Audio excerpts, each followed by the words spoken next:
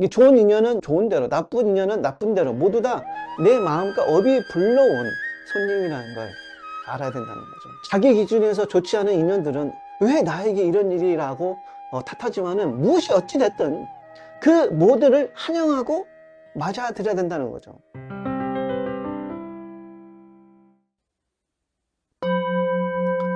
안녕하십니까, 바오부타 장우입니다. 반갑습니다. 오랜만에 뵙겠습니다. 오늘은 여러분들과 업식과 인연에 대해서 얘기를 나누고자 합니다. 자, 소승이나 우리 모두는 눈을 뜬 그 순간부터 세상과 함께 하면서 세상을 마주하고 세상을 보고 삽니다. 우리가 마주하고 보는 것들을 크게 이제 세 가지로 나눌 수 있는데, 인사물이라고 합니다. 인은 사람, 모든 사람이라 할 수 있고, 사는 우리가 마주하고 처리하는 일체 세상사, 모든 일, 물은 내 몸을 포함한 유무정의 모든 물질적인 것들을 말합니다. 우리는 이렇게 하루 내 갖가지 인사물을 마주하고 살아갑니다. 그런데 과연 우리는 보이는 모든 것, 들리는 모든 것을 여러분 있는 그대로 보고 있는 그대로 듣고 있는 그대로 정사유할까요? 사실 있는 그대로 보고 듣고 사유하기란 쉽지 않습니다. 정견해야 정사유하는 것이잖아요. 그러나 훈련이 되어 있지 않으면, 깊은 업식과 아집의 감옥에서 깨어나지 않으면 생각의 틀을 벗어나서 사고하기란 쉽지 않습니다. 소승을 포함해서 우리는 늘 자기 생각과 감정, 관점을 통해 세상을 보기 마련입니다. 그래서 80억 인구가 바라보는 세상이 모두 다릅니다. 마치 색안경을 끼고 세상을 바라보는 것과 같다. 그러니까 자기만의 그 선글라스가 있어요. 그것을 불교적으로 표현하면 업식이라고 말할 수 있습니다. 현대적으로 표현하자면 무의식이라고 얘기할 수 있겠죠. 우리 모두는 이 업식의 영향 아래 있는 거예요. 누구라도 피할 수 없습니다. 업식은 전세로부터 가져온 것도 있고 현세에 형성된 습관이라는 것도 있어서 알게 모르게 우리는 이 업식의 영향 속에 살아갑니다. 이 업식의 영향을 가장 크게 주고받는 관계가 부모와 자식, 부부지간 혹은 한평생 만나는 친구나 회사 동료일 수 있겠죠. 다 인연 따라 모인 사람이에요. 인연 따라 모인 사람이고 업의 관계에 따라 뭉친 사람이라 할 수 있습니다. 끼리끼리 모인다고 말하는 것처럼 업의 자력이 서로를 끌어서 한자리에 모이고 만나게 하는 그런 관계인 거예요. 그 속에는 내가 빚을 갚아야 할 사람도 있고, 전세에 내가 베푼 선업의 값으로 인해서 나의 어려움을 도와주고 나를 성장시켜주는 그런 인연도 있습니다. 여러분, 우리 모두는 가끔 이런 생각을 하잖아요. 이 사람과 나는 대체 무슨 인연으로 만났을까? 어떤 운명적인 인연이 있길래 이 사람과 함께 하는 걸까? 이런 생각을 하잖아요. 우리는 이렇게 살아가면서 수많은 사람과 관계를 맺습니다. 다 인과관계로 모인 거예요. 어떤 만남은 따뜻한 선연으로 남고, 어떤 만남은 쉽게 어려운 마음의 상처를 서로 주고받아서 악연이 되기도 합니다. 불교, 그러니까 특히 대승불교에서는 이러한 업식과 인연의 원리를 통해 만남과 관계의 의미를 깊이 있게 설명합니다. 오늘 본문에서는 이제 업식과 인연에 대해서 하엄경과 유식사상의 가르침을 바탕으로 살펴보고자 합니다. 또한 이 선연과 악연 등 이런 여러 유형의 그런 인연을 알아보고, 그 인연을 통해서 우리가 어떻게 살아가야 할 것인가, 지혜롭게 대처하는 방법에 대해서 함께 생각해 보도록 하겠습니다. 자, 그럼 업과 인연의 구물망 속에서 어떻게 지혜로이 살아갈 것인지 한번 탐구해 보겠습니다. 먼저 업식과 인연이 무엇인지 우리가 이해를 해야 되겠죠. 불교에서는 모든 것은 인과 연으로 이루어진다고 말합니다. 간단히 말해서 인은 어떤 결과를 낳는 직접적인 원인이고, 연은 그 원인을 도와주는 간접 조건입니다. 예를 들어 씨앗이 인이라면 햇볕과 물, 흙과 같은 환경은 연이 되어 씨앗이 싹트도록 돕는 것이죠. 결국 원인과 조건이 어우러져야 결과가 맺어지는 법이죠. 이렇게 인연이 일어나는 것을 연기한다 이렇게 얘기를 하죠. 씨앗을 여러분 땅에 심어야지 냉장고에 넣어 놓으면 싹이 나지 않잖아요. 냉장고에서는 잠재적인 형태로, 가능성의 형태로 존재할 뿐입니다. 그렇다면 업식은 무엇일까요? 업식은 말 그대로 우리의 신구의 삼업이라고 얘기하죠. 즉 행위의 흔적이 의식에 남아있는 것을 뜻합니다. 대승불교의 유식사상, 특히 육아행에서는 인간의 마음을 8가지 의식으로 분석합니다. 그중 아레아식이라는 저장식이 있는데 이는 일종의 마음의 창고로 모든 업의 씨앗을 간직한다고 합니다. 다시 말해서 우리들의 이 신구의 삼업으로 지은 선한 행위, 악한 행위, 이런 것들이 이제 하나하나가 종자나 씨앗이 되어서 이 아래아식에 저장되고 그것이 이제 인연을 만나면 싹이 튼다는 겁니다. 이것을 종자생 현행이라고 그러죠. 예를 들어 과거에 남에게 베푼 친절이 씨앗으로 남았다면은 훗날 누군가의 도움을 받는 좋은 연을 만나 그 공덕의 열매를 받을 수 있는 겁니다. 반대로 전세에 내가 도둑질을 하거나 누군가에게 큰 잘못을 했거나 씻을 수 없는 상처를 줬거나 했다면은 그 행위의 흔적은 하나의 씨앗과 종자로 이 우주의식에 저장되어 있다가 나의 아래아식 속에 저장되어 있다가 때가 되면 나타납니다. 중력은 시공간의 물질을 당기고 업력은 보이지 않는 무형의 힘이 인연들을 모으는 그런 역할을 한다고 볼 수가 있어요. 그것이 이제 피할 수 없는 인과응보의 원리, 까르마의 원리라고 말할 수 있습니다. 유식학에서는 이처럼 개인의 업력과 조건에 따라 현실의 그 경험이 전개되는 원리를 아레아 연기라고도 부릅니다. 한마디로 내면 깊은 곳의 업식이 일부 인연을 만나서 현실을 만들어낸다는 거죠. 이러한 관점에서 우리 각자의 마음은 저마다 독특한 업식의 필터를 가지고 세상을 봅니다. 그래서 누군가를 죽을 만큼 사랑해요. 누군가를 정말로 미워해요. 혹은 그 사람이 없으면 정말 죽을 것 같아요. 혹은 정말 저 사람은 죽을 만큼 싫고 믿거나 하는 이런 감정들 있잖아요. 또 갑자기 어떤 남성과 여성을 볼 때 폭풍 같은 감정에 주체할 수 없는 것들, 혹은 무엇을 좋아하고 싫어하는 것들, 어떤 성격과 자기만의 개성들, 취미들, 기호들, 이런 것들은 지난 생과 이번 생에 쌓은 업에 따라 지각하고 판단하는 틀이 무의식에 저장되어 있는 거죠. 그래서 그런 것들이 연을 만나면 일어나는 그런 생각이나 감정인 것입니다. 이를 가리켜 세상을 보는 각자의 틀, 곧 업식이라고도 합니다. 결국 세상 모든 것은, 세상 모든 일은, 세상에서 만나는 모든 인연들은 나의 마음 안에 있는 업식에 의해 생겨나고 나타나고 창조되는 것이다. 그래서 그냥 괜히 오는 것이 없어요. 그래서 이 인연을 탓하기 전에, 누구를 탓하기 전에 내 마음을 바로 봐야 된다. 항상 내 마음을 정직하게 바라보는 그 훈련이 돼야 된다. 부처님은 그렇게 말씀을 하십니다. 여러분, 모든 인연들은 좋거나 싫거나 다 내가 만든 것들입니다. 또 하엄경의 그 가르침을 보면은 좀 더 거시적으로 우주의 인연법을 노래합니다. 하엄경에서는 인드라망의 비유로 온 우주의 그 상호 연결을 설명하거든요. 그러니까 인드라 신의 그 궁전에 걸린 거대한 보배 구물망을 한번 떠올려 보세요. 그 구물마다마다 빛나는 구슬이 달려 있는데 각 구슬에는 다른 모든 구슬들의 모습이 다 비쳐 들어가 있습니다. 그러니까 하나 속에 전체가 어디고 전체 속에 하나가 빠짐없이 들어있는 그런 모습이죠. 그러니까 하엄사상은 이 인드라망을 통해서 일체 만물이 한없이 서로 관계를 맺고 의지하고 존재한다는 거죠. 그리고 조금의 장애도 없이 서로가 두루두루 통한다고 말합니다.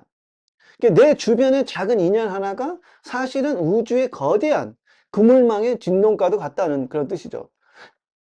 여러분, 옷깃만 스쳐도 500겁의 인연이라는 그 속담이 있잖아요. 예. 길 가다 스쳐 지나는 인연도 그냥 우연이 아니라 셀 수 없는 세월 동안 이어져 온 인연의 결과라는 거죠. 그러니까 하음경의 입장에서 보면은 우리는 한 사람 한 사람 이 인드라망의 한 점입니다. 내 업식이 부르는 인연으로 만난 사람인가 동시에 우주적인 연계 속에서 서로 연결된 동체라고도 할 수 있습니다. 이러한 큰 시야에서 업과 인연을 보면은 어느 하나 하찮은 것 없이 소중하지 않은 만남이 사실은 없는 거예요. 성철 스님 말씀처럼 저 사람이 설령 원수라 하더라도 정말 싫고 미운 사람이라 하더라도 나의 선지식으로 보라고 얘기를 하잖아요. 또 원수를 사랑하라고 예수님도 말씀하시잖아요. 언뜻 듣자면 어떻게 원수를 사랑할 수 있겠냐고 하겠지만 그 안에는 보이지 않는 인과의 원리가 숨어 있기 때문입니다. 그래서 드러난 현상만 보지 말고 본질을 볼 줄 아는 눈, 인과의 뒤에 숨어 있는 실체적 진실을 마주할 줄 아는 용기가 필요하다. 그 원수가 사실은 내 모습이요. 상대를 싫어하는 이 미움이 사실은 내 안에 미움이 드러난 겁니다. 우리는 인드라망으로 서로 연결되어 있어요. 모든 전쟁은 한 마음으로 얽혀 있다는 이 하함의 진리를 깨우쳐야 됩니다. 그렇다면은 우리의 구체적인 인간관계 속에서 만나는 인연에는 어떤 종류가 있을까요? 불가에서는 흔히 좋은 인연은 선연이라 부르고 나쁜 인연은 악연이라고 부릅니다. 예를 들어 나에게 도움을 주고 행복을 가져다 주는 만남이라면 그것을 선연이라 할 수 있고, 갈등과 괴로움을 안겨주는 만나면 악연이라고 부를 수 있겠죠. 이 업과 인연은 좋고 나쁨을 떠나서 강렬한 그런 어떤 감정으로 맺은 그 대상과 끈끈하게 이어지는 경향이 있습니다. 그러니까 여러분, 지금 만나고 있는 사람이 내 주변의 사람이 사실은 전생에 이미 만났던 사람인 거예요.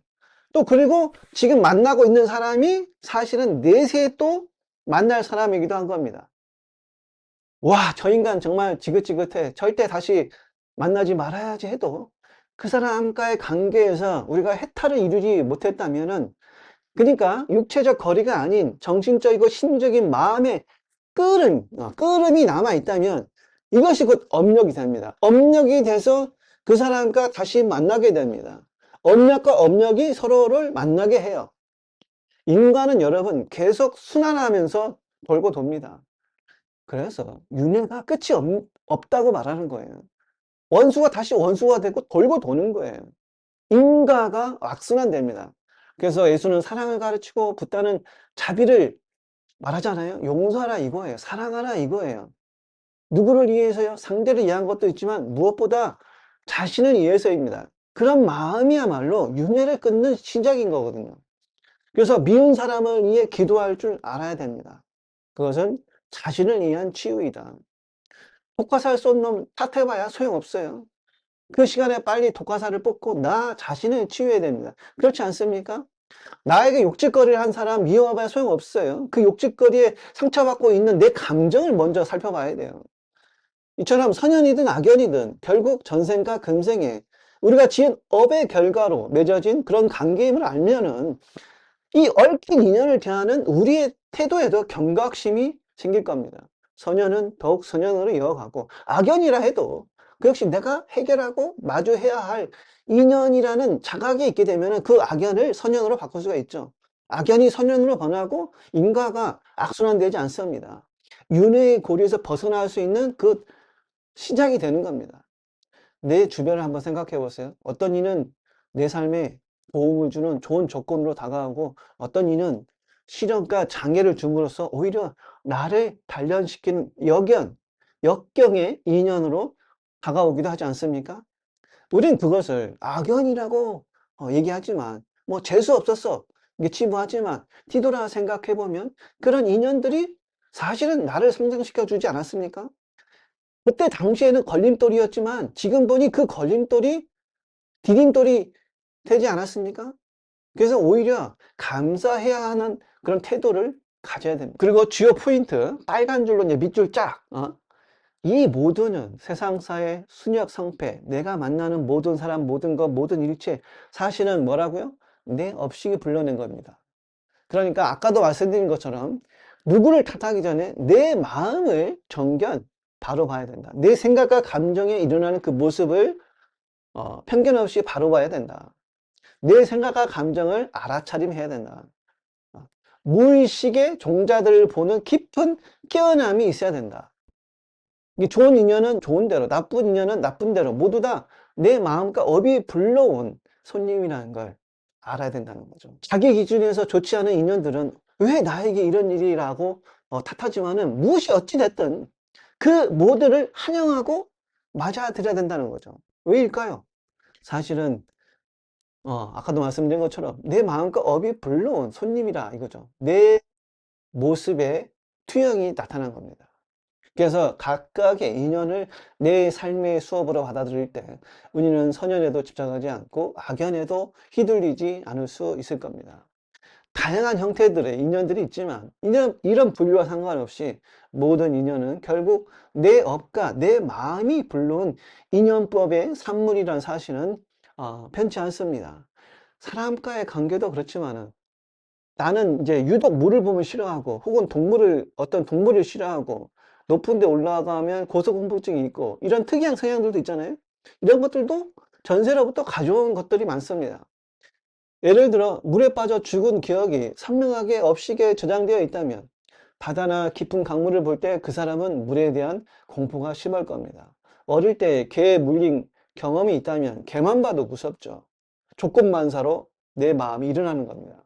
우리가 이 점을 깨친다면 어떤 종류의 인연을 만나든 어떤 일을 만나든 어떤 물건이나 물질을 만나도 그때 일어나는 생각이나 감정에 좀 더 거리를 두고 천생이 주는 암호구나, 내 습관이 주는 암호구나, 내 상처가 주는 어떤 트라우마가 일어나고 있구나, 이렇게 되돌아볼 수 있을 겁니다.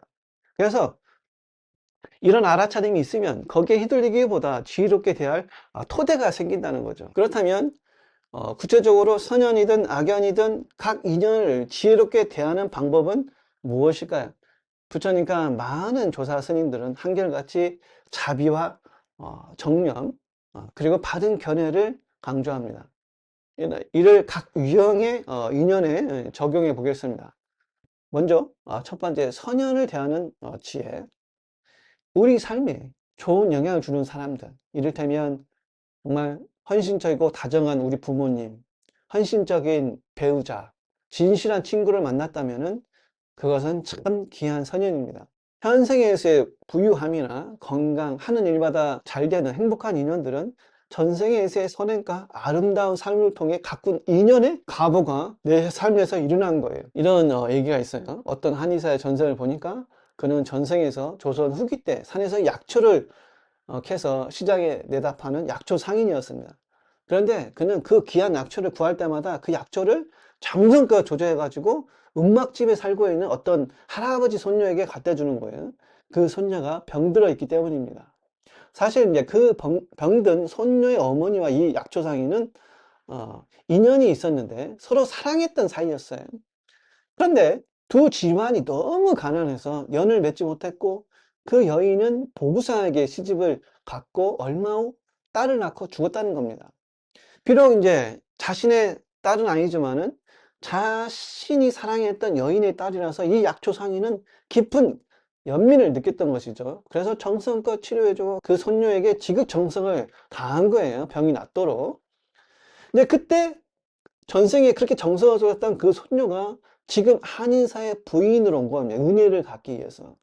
결혼 전 이 한의사는 돈이 없었고 어려웠는데 지금의 아내가 자신을 지원하고 격려해준 덕분에 학업을 무사히 마치게 됐고 지금의 한의원도 운영하게 되었던 것이죠. 근데 현재의 보상과 돈이 함께 이루어진 케이스라고 할 수 있습니다.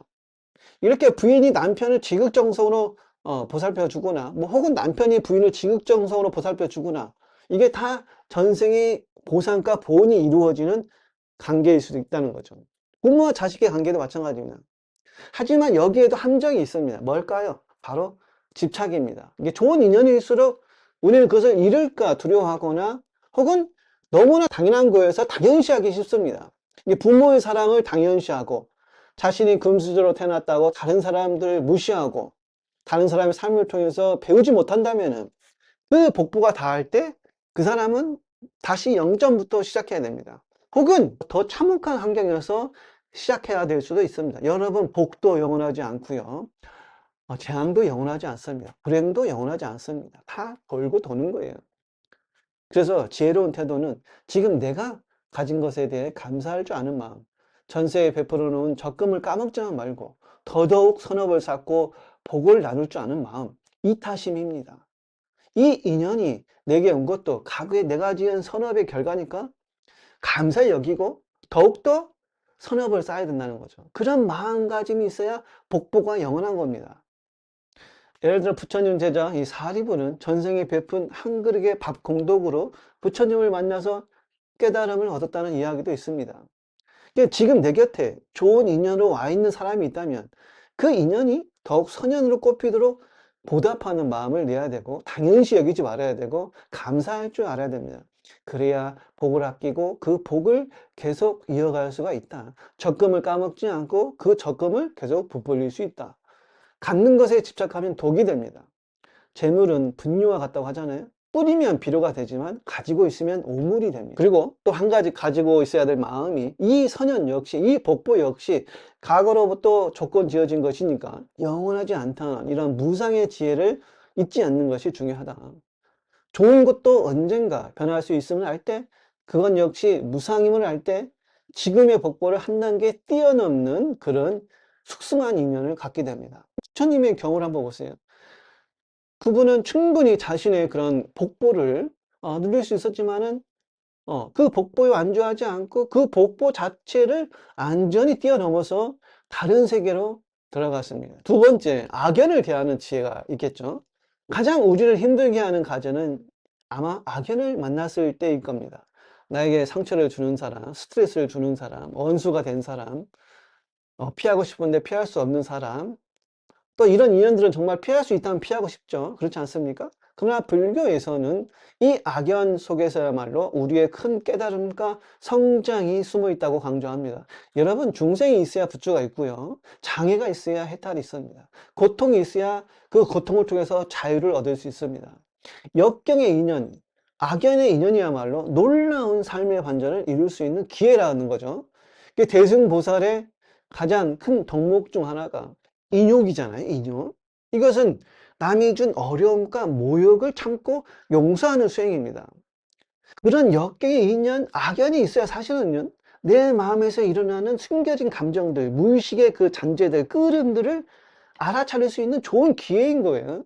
예를 들자면은, 자신과 아이를 버리고 떠난 남편에 대한 사무치는 원망으로 괴로워했던 여인이 있었습니다. 그래서 이 여인의 전생을 보니까 전생에는 남편과 자신이 반대 역할이었던 거죠. 그러니까 이런 인과를 이해하면은 자신의 처지를 마냥 한탄만 하기보다 까르마를 청산할 기회구나. 오히려 참여와 기도로서 자신을 더욱 다질 수 있기도 합니다. 자신에게 닥치는 고통이, 어려움이 결코 우연의 산물이 아니고 그것을 이해함으로써 인과의 도리를 다함으로써 현상보다는 본질을 깨우침으로써 그 업이 주는 교훈이나 메시지를 알게 됩니다. 부처님 당시 한 수행자는 모욕을 퍼붓는 사람 앞에서 오히려 고맙습니다. 나의 인욕 수행에 협조해 주시는군요 라고 답했다고 합니다. 이게 하나의 예시예요. 여러분, 뭐 도리가 이렇다고 실제로 나에게 모욕 주는 사람 앞에서 이런 말을 하면은 오히려 상대의 할을 돋굴 수 있습니다.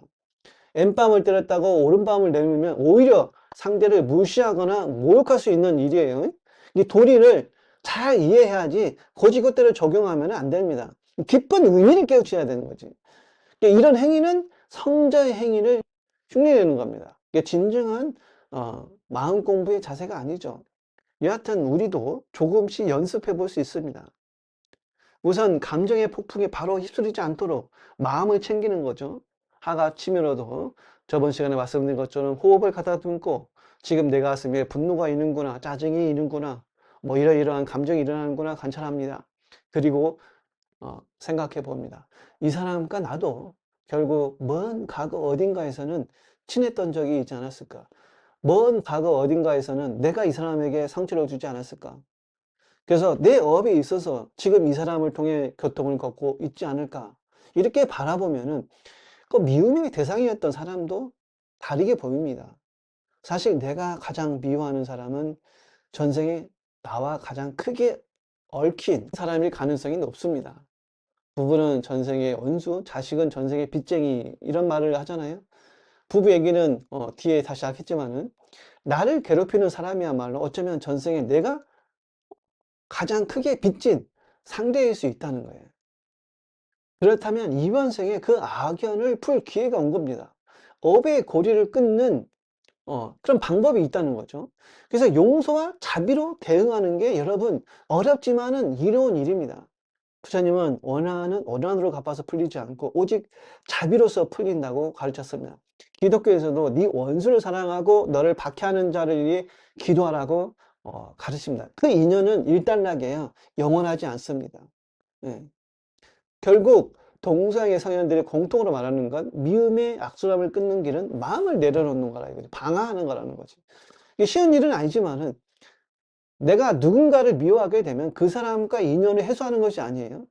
다시 한번 업의 사슬로 서로를 단단히 묶어버리게 됩니다. 이 사슬을 끊으려면은 미움의 에너지로는 안 돼요. 전혀 다른 차원의 에너지, 즉 사랑과 자비의 에너지가 필요합니다. 내 힘으로, 내 감정으로 도무지 용서가 안 될 땐 잠시 떨어져서 나 자신부터 다독여도 좋습니다. 명상이나 기도를 통해서 내 마음의 상처를 치유하고 나면은 언젠가는 그 악연의 대상도 이해하고 품어줄 힘이 생길지 모릅니다. 원수를 위해서 기도하고 3000배 절을 한번 해보세요. 달라집니다. 인생의 괴로움이, 고통은 그것이 까르마로 인한 것이든 아니든 항상 우리의 영혼을 성장시키는 데 필요한 메시지를 지니고 있다. 무엇보다 나와 저 사람 모두 인연의 그물 속에서 고통받는 중생이라는 많은 견해를 갖추려고 우리가 노력해야 된다. 그러면 이 힘으로 어느새 마음 한구석에서 연민이 일어나고 자비심이 일어납니다.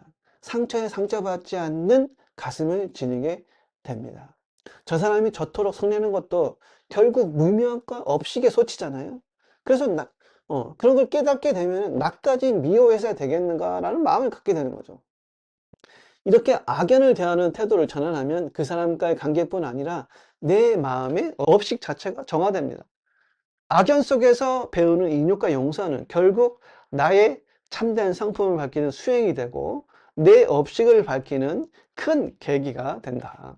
그 밖에도 이제 다양한 인연들이 있겠죠. 인생에서는 꼭 이렇게 똑부러지게 선연, 악연처럼 이렇게 구분하기 어려운 관계들도 있어요. 때로는 그냥 스쳐 지나가는 인연도 있고, 묘하게 얽혀 들어오는 인연도 있습니다. 또 처음엔 악연처럼 보였지만 알고 보니 내게 중요한 가르침을 준 인연도 있고, 반대로 처음엔 좋았다가 나중에 해가 되는 그런 인연도 있습니다. 이처럼 다양하고 예측 불허의 인연들을 우리가 다 컨트롤할 수는 없죠. 그렇지 않습니까? 내일 무슨 일이 날지 우리는 짐작조차 할 수 없어요. 예를 들자면 어떤 정형외과 의사는 한자일뼈를 수술해서 고치는 이거 직업적 역할에 어떤 영적 의미가 있는지 전생을 알아보는 사람에게 전생 리딩이라는 걸 했었는데, 그는 조선시대 때 법 집행관이었다고 해요. 죄인이 자신이 지은 죄에 대해 이제 거짓 변명을 하거나 없는 얘기를 하거나 그러면은 곤장을 때리거나 이 주리를 들어서 이 뼈를 으스러지게 했다는 거예요. 물론 이런 행위가 사적인 감정이나 사사로운 이익에 의한 것이 아니고 법에 의한 그런 행위라 하더라도 타인의 고통에 무관심하고 무자비하다면은 그 무관심에 대한 정화가 까르마의 법칙에서는 필요하다고 보는 겁니다. 그래서 이번 생에서는 정형외과 의사로 태어나 다리가 부러진 사람들을 치료해주는 그런 역할을 하는 것이죠. 그래서 전쟁에 승리했다고 기뻐하면 안 된다는 거예요. 물론 승리는 기쁘죠. 그러나 그 전쟁으로 죽은 수많은 병사들이 있을 거 아닙니까? 내 총에, 내 총알에 혹은 대포에 죽은 그런 적군도 하나의 인간이고 사람이고 부처님의 성품을 지닌 불자예요. 그래서 그들의 슬픔을 생각할 줄 알아야 한다는 거죠. 기쁨을 너무 만끽하면 안 된다는 거예요. 그래서 어느 상황에서건 마음 챙김을 실천하면 도움이 된다. 현재 내게 다가온 인연에 대해서 이 인연은 어떤 배움을 주는가 자문해 보는 겁니다. 직장에서 만난 사람과 큰 갈등을 겪는다면은 이 인연은 내게 인내심을 가르치는구나. 용서가 무엇인지 배우게 해주는구나. 내 마음의 그릇을 넓히는 연습을 시키는구나. 이렇게 알아차림합니다. 반대로 새로운 기인을 만나서 도움을 받았다면 내 이전 선행의 결과가 돌아오는구나. 나도 더 버풀어야지 라고 다짐해 보는 겁니다. 이렇게 모든 인연을 하나의 거울로 삼아서 내 마음 공부의 자료로 쓰는 겁니다.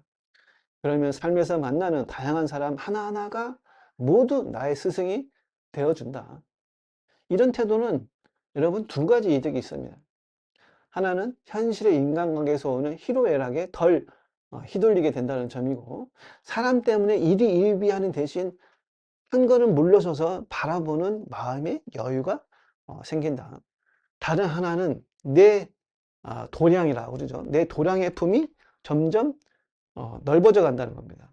예전 같았으면 절대 못 참을 그런 상황도 웃으며 넘기게 되고, 편견으로 미웠던 사람도 한 번 더 뒤돌아서 생각하고 이해하게 됩니다. 결국 모든 인연을 자비와 지혜로 대하려는 노력 그 자체가 나를 깨달음에 가까이 이끌어주는 수행이 되는 거죠. 지금까지 업시가 인연의 가르침을 통해 우리의 삶을 한번 되돌아보았습니다. 결국 내가 맺는 모든 인간관계는 우연한 행운이나 불운이 아니라 나와 타인이 함께 엮어온 인연의 결과다. 그리고 그 인연을 대하는 나의 태도가 앞으로의 나의 운명을 다시 지어갑니다.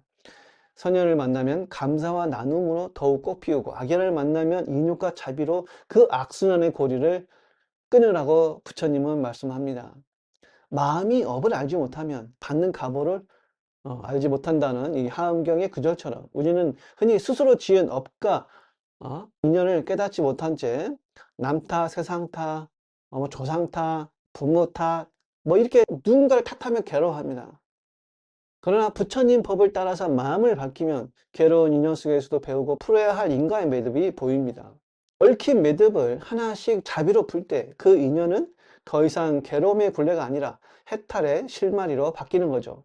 우리 삶에 스치는 모든 인연을 깨어있는 눈으로 본다면, 길거리에서 마주치는 낯선 이도, 매일 얼굴을 보는 가족도, 때로는 나를 속썩이는 이 정말 원수 같은 사람도 모두 인연의 그물망 속에, 인드라의 그물망 속에서 나를 가르치기 위해서 온 선지식이라는 것을, 그런 존재라는 것을 알게 됩니다. 그리고 그 인연은 언젠가 조건이 닿으면 떠나갈 무상한 존재이기도 합니다. 그러니 있는 동안 최선을 다해 사랑하고 얽힌 매듭을 풀으려고 노력을 하고 이해할 때, 우리는 윤회의 고리에서 벗어날 수 있는 그 길을 닦아가는 거예요. 그래서 업식이 남긴 습관에 끌려가 미워했던 사람은 없었는지, 내가 좋다고 집착해서 상대를 구속한 일은 없었는지 돌아봐야 된다. 모든 것은 인연 따라 인연 따라 사라진다는 이 연계법의 지혜로 마음을 비우고, 지금 이 순간 내 앞에 있는 인연에게 최선을 다해서 우리가 관결, 선연, 불연을 맺어야 된다. 인드라망의 한 모퉁이인 나의 작은 노력으로도 전체 그물에는 빛이 퍼집니다. 내 주변의 인연들이 한 사람 한 사람 밝아지고 자유로워질 때, 그것이 곧 내 마음의 해탈이고 우리 모두의 해탈입니다. 오늘 후학의 법문이 우리의 일상 속 복잡한 인연들을 바라보는데 작은 등불이 되었기를 바랍니다. 모든 선연에 감사하고 모든 악연에도 감사한 마음을 내어 보십시오. 그 모든 것이 우리를 깨달음으로 해탈로 나아가게 하는 소중한 인연임을 알아야 됩니다. 부처님의 가피와 지혜가 여러분의 모든 인연 위에 함께 하길 기원합니다. 감사합니다.